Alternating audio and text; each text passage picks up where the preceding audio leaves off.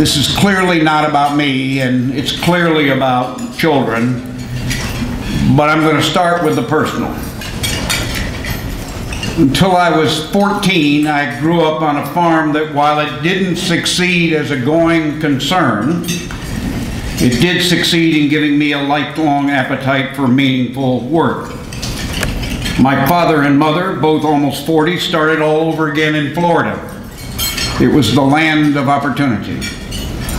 Their proudest achievement was raising 9 children to live good and giving lives.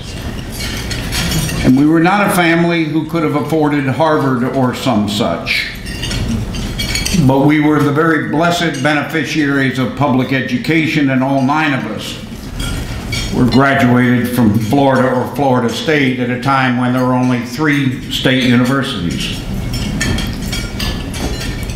Just a relative few of us in my Manatee High School graduating class of perhaps 300 went to college.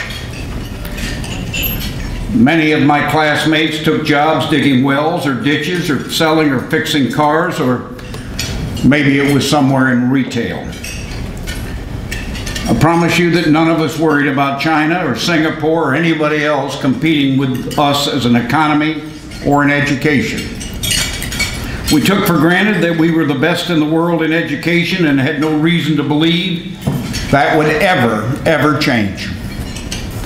Everyone seemed to be able to get a job, and to do so with not much more than the bare basics of education. And this has become true no more, evermore. I believe to my very core in God's world, the moral imperative of early learning is clear.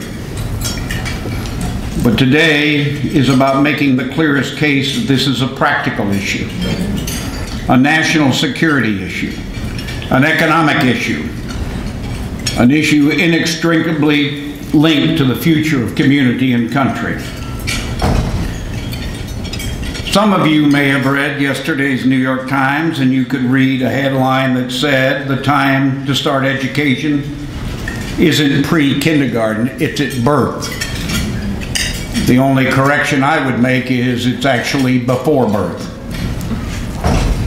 And I want you to think today in terms of education in a larger swath, if you will. I want you to erase from your minds momentarily children in little desks and a teacher in front of them. And I want you to think about education in the early years, not just a matter of classrooms.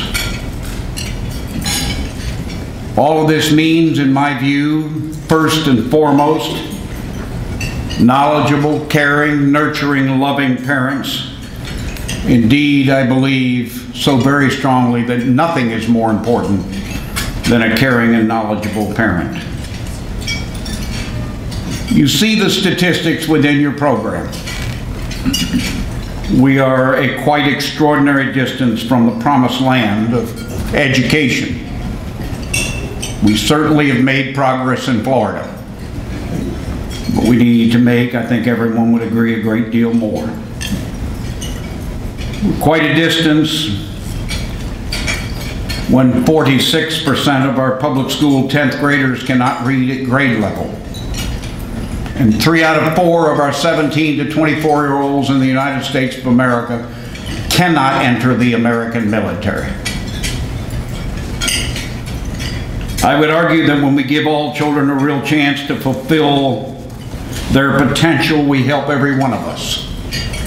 If you and I want safe and secure neighborhoods, if we want less crime, if we want more people to grow up to own homes and cars, if we want people to pay a fair share of the burdens of society, then we ought to know the quite extraordinary evidence of the power of early investment and the power to grow children who dream and have a chance to fulfill those dreams.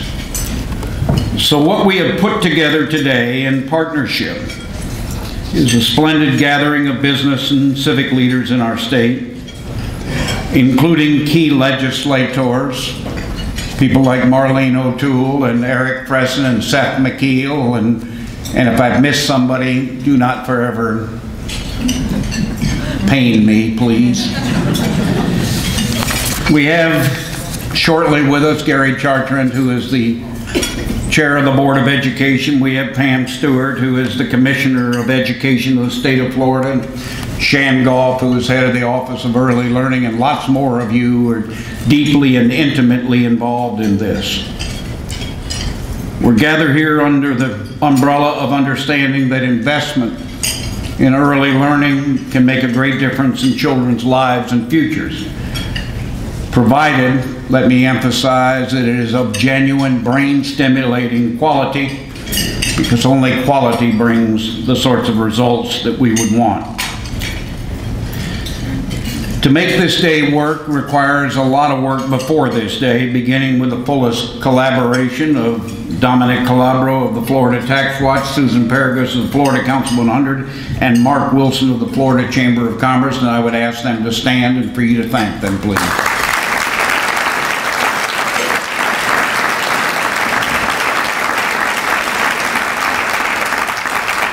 And then all sorts of other people played a significant role, including Vance Lupus and Ted Granger and Phyllis Khalifa and Jason Zaborski, and I want you to thank them as well.